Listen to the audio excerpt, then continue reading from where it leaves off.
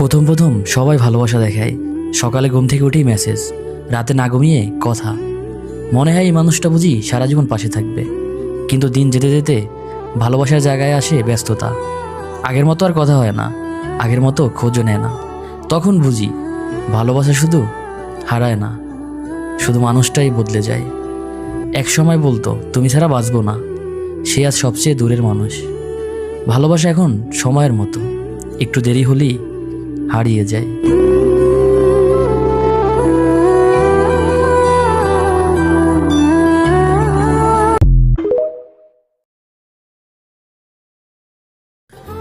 আমি কিভাবে অন্য কাউকে ভালোবাসতে পারি?